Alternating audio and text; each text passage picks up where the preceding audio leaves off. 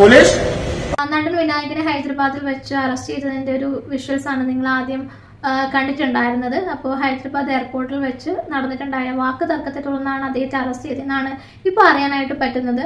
അപ്പോൾ വിനായകനായതുകൊണ്ട് തന്നെ ആ വാക്ക് തർക്കം എന്നുള്ളത് കയ്യേറ്റത്തിലേക്ക് പോയില്ലേ എന്നുള്ളൊരു സംശയം മാത്രമേ എനിക്കുള്ളൂ. കാരണം വിനായകന്റെ സ്വഭാവം നമുക്ക് നല്ലപോലെ അറിയുന്നതാണല്ലോ.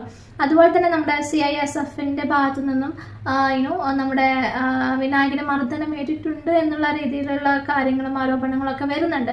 അപ്പോൾ എന്തായാലും നമുക്ക് ആദ്യം ഒന്ന് ന്യൂസ് കേട്ട് നോക്കാം. നടൻ വിനായകനെ ഹൈദരാബാദ് പോലീസ് കസ്റ്റഡിയിലെടുത്തിരിക്കുകയാണ്.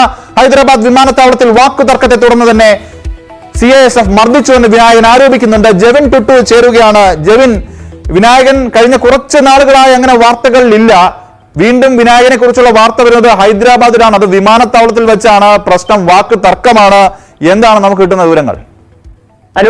വിനായകൻ കുറച്ചു കാലമായി ഗോവയിലാണ് താമസിക്കുന്നത്. കേരളത്തിൽ നിന്ന് വിട്ട് ഗോവയിൽ ഇപ്പോൾ താമസം തുടങ്ങിയിരിക്കുകയാണ്. അതിനിടെ ഇന്ന് കൊച്ചിയിൽ എന്തോ സ്വകാര്യ ആവശ്യത്തിന് വന്ന് ഗോവയിലേക്ക് മടങ്ങും വഴിയാണ് ഹൈദരാബാദ് വഴിയുള്ള കണക്റ്റിംഗ് ഫ്ലൈറ്റിൽ ഹൈദരാബാദ് വിമാനത്താവളത്തിൽ ഇറങ്ങിയപ്പോൾ CISFുകാരുമായിട്ട് വാക്കുതർക്കവും ഉണ്ടായെന്നും CISFുകാർ വിനായകനെ കയ്യേറ്റം ചെയ്തുവെന്നുമാണ് ഇപ്പോൾ അറിയുന്നത്. തുടർന്ന് CISF തന്നെ വിനായകനെ പിടിച്ച് അവിടെ ഹൈദരാബാദ് പോലീസിനെ ഏൽപ്പിക്കുകയാണെന്നു. ഇപ്പോൾ വിനായകൻ ഉള്ളത് ഹൈദരാബാദ് പോലീസിന്റെ കസ്റ്റഡിയിലാണ്. ഈ വിമാനത്താവളത്തിന്റെ പരിധിയിലുള്ള പോലീസ് സ്റ്റേഷനിലാണ് വിനായകൻ ഉള്ളത്. വിനായകനെ ആ സമയത്ത് വിളിച്ചപ്പോൾ മനസ്സിലാവുന്നത്, വിനായകൻ പറയുന്നത് താൻ ഒരു പ്രശ്നവും ഉണ്ടാക്കിയിട്ടില്ല, എന്തിനാണ് തന്നെ കസ്റ്റഡിയിൽ എടുത്തതെന്ന് മനസ്സിലാവുന്നില്ല. വിമാനത്താവളത്തിലെ CCTV ദൃശ്യങ്ങൾ പരിശോധിച്ചാൽ തന്നെ ഈ കാര്യം വ്യക്തമാവുമെന്നാണ് വിനായകൻ പറയുന്നത്. എന്താണ് വാക്കുതർക്കത്തിലേക്ക് കാരണമായത്, എന്താണ് കയ്യേറ്റത്തിലേക്കുള്ള കാരണമായത് എന്നൊന്നും ഇതുവരെ മനസ്സിലായിട്ടില്ല. ഒരു 6 മാസം കഴിയുമ്പോഴത്തേക്കും ഇതുപോലുള്ള കുഞ്ഞു കുഞ്ഞു പ്രശ്നങ്ങളൊക്കെ ക്രിയേറ്റ് ചെയ്ത് മാധ്യമ ശ്രദ്ധ പിടിച്ചു പറ്റുന്നത് ഇദ്ദേഹത്തിന്റെ ബുദ്ധിപരമായിട്ടുള്ള ഒരു നീക്കമാണോ എന്നുള്ളതാണ് എൻ്റെ ഒരു സംശയം. കാരണം സിനിമകളൊക്കെ കുറയുന്ന സമയത്ത് ഇദ്ദേഹത്തെ ആരും മറക്കാൻ പാടില്ലല്ലോ. അപ്പം ഇദ്ദേഹം ഇതുപോലുള്ള എന്തെങ്കിലും കുഞ്ഞു കുഞ്ഞു കാര്യങ്ങൾ ചെയ്ത് മാധ്യമങ്ങളുടെ ശ്രദ്ധ ആകർഷിക്കാനായിട്ട് ട്രൈ ചെയ്യുന്നതാണോ എന്ന് എനിക്കൊരു സംശയം ഇല്ലാതെ ഇല്ല. എന്തായാലും അദ്ദേഹത്തിന്റെ ഭാഗത്ത് നിന്ന് ഇന്ന് എന്തെങ്കിലും രീതിയിലുള്ള ഒരു എക്സ്പ്ലനേഷൻ വരുമെന്നാണ് ഞാൻ വിചാരിക്കുന്നത്. അങ്ങനെയാണെങ്കിൽ മാത്രമേ നമുക്ക് അവിടെ എന്താണ് ശരിക്കും നടന്നതെന്നുള്ളതിന്റെ ഒരു ക്ലിയർ പിക്ചർ കിട്ടുകയുള്ളൂ. പിന്നെ ഇന്ന് വന്നതിൽ എനിക്ക് ഏറ്റവും വിചിത്രമായിട്ട് തോന്നിയിട്ടുള്ള മറ്റൊരു ന്യൂസ് എന്ന് പറയുന്നത് നമ്മുടെ നിവിൻ പോളിക്കെതിരെ ആരോപണമായി വന്നിട്ടുള്ള ആ ഒരു ലേഡി പറഞ്ഞിട്ടുള്ള കാര്യമാണ്. നമ്മൾ ഈ ഡേറ്റ് പറഞ്ഞിരിക്കുന്നത് ഉറക്കപ്പിച്ചിലായിരുന്നു എന്നുള്ളത്. അത് ഭയങ്കര വിചിത്രമായിട്ടാണ് എനിക്ക് തോന്നിയിട്ടുള്ളത്. കാരണം അരുൺകുമാർ എടുത്തെടുത്ത് ചോദിച്ച ഒരു കാര്യമായിരുന്നു ഈ ഒരു തീയതിയുടെ കാര്യം. 14, 15, 16 എന്നുള്ളത് അവർ പറഞ്ഞിട്ടുള്ള ഒരു കാര്യം തന്നെയാണ്. സോ ആ ഒരു ഡേറ്റ് അവർ പറഞ്ഞതിന് ശേഷം വിനീത് ശ്രീനിവാസനും അതുപോലെ തന്നെ ഭഗത്, പാർവതി ഇവരെല്ലാം വന്നിട്ട് അന്നേ ദിവസം നിവിൻ പോളി ഇവിടെ കൂടിയായിരുന്നു എന്നുള്ളത് പറഞ്ഞതിന് ശേഷം ഈ ഒരു ന്യൂസ് വന്നപ്പോൾ തന്നെ ഞാൻ ആലോചിച്ചതാണ് ഇങ്ങനെയുള്ള എന്തെങ്കിലും കള്ളത്തരമായിട്ട് ഈ ലേഡി വരും എന്നുള്ളത്. സോ അതിപ്പോൾ സംഭവിച്ചു കഴിഞ്ഞിരിക്കുകയാണ്. ഒരു കറക്റ്റ് ഡേറ്റ് ഇതുവരെ പബ്ലിക്കിനോട് പറഞ്ഞിട്ടില്ല. കറക്റ്റ് ഡേറ്റ് ഞാൻ ഇവിടെ തെളിവ് കൊടുത്തിട്ടുണ്ട്. പിന്നെ ഇന്ന് വന്നത് അതുമായി യാതൊരു ബന്ധപ്പെട്ട ഒരു കേസ് അന്വേഷണത്തിനല്ല. ഞങ്ങളുടെ ഇൻകം സോഴ്സ് എങ്ങനെയാണ്, ഞങ്ങൾ എങ്ങനെയാണ് ഇത്രയും കാലം ജീവിച്ചതെന്ന് അറിയാൻ വേണ്ടി മാത്രമാണ് ഈ 11 തൊട്ട് ഇത്രയും സമയം വരെ ഞങ്ങൾ ഇവിടെ പിടിച്ചിരുത്തിയേക്കുന്നത്. പിന്നെ ഇത് നല്ലൊരു അട്ടിമറി ഉണ്ടോ എന്ന് എനിക്ക് സംശയമുണ്ട്. ഉള്ള വിശ്വാസം മൊത്തം പോയിരിക്കുകയാണ് ഇപ്പം. കാരണം കേസിനെ പറ്റി ഒന്നും പറയുന്നുമില്ല. സുനിലെന്ന് പറയുന്ന വ്യക്തി ഇതുവരെ മറവിലിരിക്കുകയാണ്. പുള്ളി വന്നിട്ടില്ല.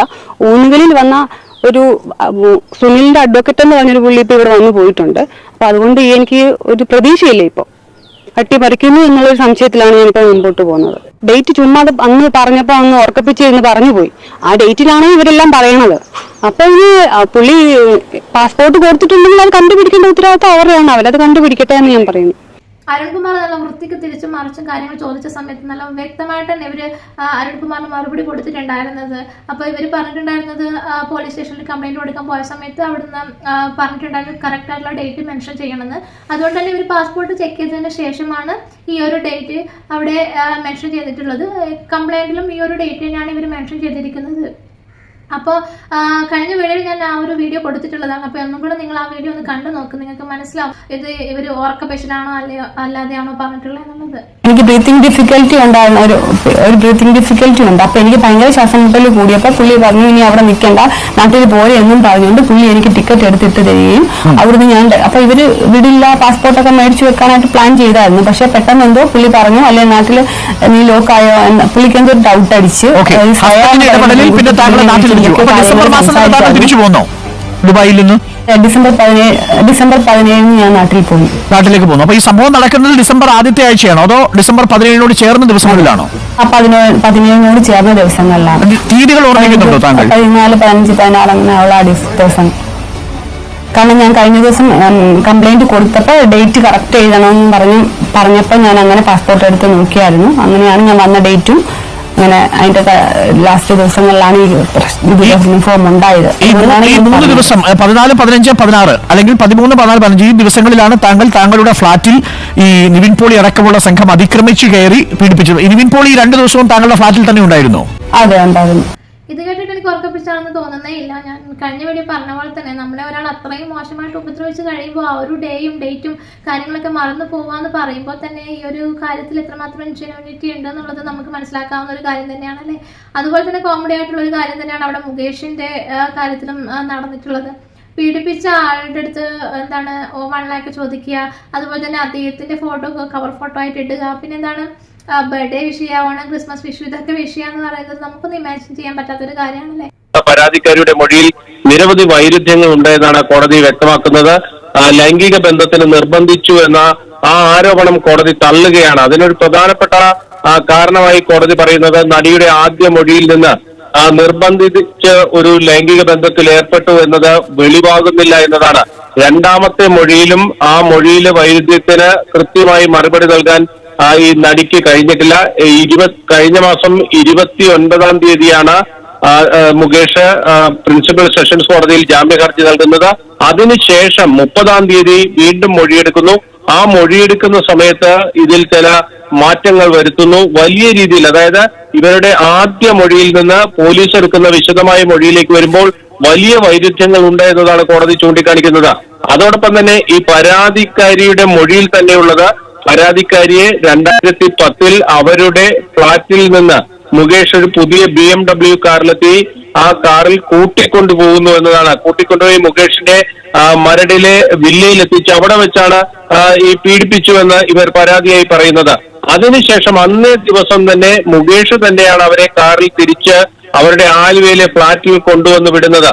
ഇതിൽ എവിടെയാണ് ഒരു നിർബന്ധിത ലൈംഗിക പീഡനം വെളിവാകുന്നത് എന്നതാണ് കോടതി ഉയർത്തുന്ന പ്രധാനപ്പെട്ട ചോദ്യം. 2010 ഈ സംഭവം നടക്കുന്നത്. ഈ സംഭവങ്ങൾക്കെല്ലാം ശേഷം 2022 1 ലക്ഷം രൂപ ആവശ്യപ്പെട്ട് മുകേഷിന് പരാതിക്കാരി ഒരു വാട്സപ്പ് സന്ദേശം അയക്കുന്നുണ്ട്. അതും കോടതി ഈ ഉത്തരവിന്റെ ഭാഗമായി ചൂണ്ടിക്കാണിക്കുകയാണ്. ഇതിനെല്ലാം ശേഷം കഴിഞ്ഞ പുതുവത്സര ദിനത്തിൽ പുതുവത്സര ആശംസകൾ നേർന്ന് ഈ നടി മുകേഷിന് ഒരു ആശംസാ സന്ദേശവും അയക്കുന്നുണ്ട്. ഇതൊക്കെ ഈ കേസിൽ ഈ നടി ഉന്നയിച്ച പരാതിക്ക് വലിയ തിരിച്ചടിയായി മാറുകയാണ്. കോടതി ചൂണ്ടിക്കാണിച്ച ഒരു പ്രധാനപ്പെട്ട കാര്യമുണ്ട്. ഈ പരാതിക്കാരിയായ നടി ഒരു നിയമ ബിരുദധാരിയാണ്. അവർ ലോ പ്രാക്ടീസ് ചെയ്തിരുന്നയാളാണ്. അവർക്ക് സാധാരണ നിയമവശങ്ങൾ അറിയില്ല എന്ന് എങ്ങനെ പറയാൻ കഴിയുമെന്ന ചോദ്യം കൂടി കോടതി ഇവിടെ ഉയർത്തുകയാണ്. ഈ പരാതിയുമായി ബന്ധപ്പെട്ട് ഇപ്പോൾ പുറത്തുവരുന്ന വിവരങ്ങൾ, കോടതി ഉന്നയിച്ചിരിക്കുന്ന സംശയങ്ങൾ, കോടതിക്ക് തോന്നിയിരിക്കുന്ന വൈരുദ്ധ്യങ്ങൾ, അതെല്ലാം തന്നെ ഈ കേസിൽ വലിയ തിരിച്ചടിയായി ഭാവിയിൽ മാറും. സ്വാഭാവികമായും മുകേഷ് ഈ കുറ്റപത്രം വരികയാണെങ്കിൽ ആ കുറ്റപത്രത്തെ തന്നെ ചോദ്യം ചെയ്ത് മുന്നോട്ട് പോകാനുള്ള സാധ്യതയുണ്ട്. പോലീസിനെ സംബന്ധിച്ചിടത്തോളം അവർക്ക് ഈ ചോദ്യങ്ങൾക്കെല്ലാം പോലീസിന് കൃത്യമായ ഉത്തരം കണ്ടെത്തിയാൽ മാത്രമേ പോലീസിന് മുന്നോട്ട് നീങ്ങാൻ കഴിയൂ. കാരണം അവരെ സംബന്ധിച്ചിടത്തോളം ഈ നടിയുടെ ആദ്യ മൊഴിയിലും പിന്നീടുള്ള മൊഴികളിലും വലിയ വൈരുദ്ധ്യങ്ങൾ ഉണ്ട് എന്ന് കോടതി വ്യക്തമാക്കുകയാണ്. ഇതുപോലെ ഭയങ്കര ഫേക്ക് ആയിട്ടുള്ള ഒരുപാട് ആളുകൾ നമ്മുടെ സൊസൈറ്റിയിലുണ്ട്. അപ്പൊ അവർ കാരണം ഒരുപാട് റിയൽ ആയിട്ട് സ്ട്രഗിൾ ചെയ്യുന്ന ആളുകൾക്കാണ് ബുദ്ധിമുട്ടുണ്ടാവുന്നത്. അതുകൊണ്ട് തന്നെ ഇത്ര ഫേക്ക് ആയിട്ട് മുന്നോട്ട് വന്നിട്ടുള്ള എല്ലാ ആൾക്കാരെയും നിയമത്തിന്റെ മുന്നിലേക്ക് കൊണ്ടുവന്നിട്ട് അവർക്ക് പരമാവധി കിട്ടാവുന്ന ശിക്ഷ തന്നെ വാങ്ങിച്ചു കൊടുക്കണം എന്ന് തന്നെയാണ് ഞാൻ ആഗ്രഹിക്കുന്നത്. അവർക്ക് അങ്ങനെ തന്നെ കിട്ടണമെന്ന് പ്രാർത്ഥിച്ചുകൊണ്ട് നമുക്ക് അടുത്ത വീഡിയോ ആയിട്ട് വീണ്ടും കാണാം. അതുവരേക്കും ബൈ ബൈ.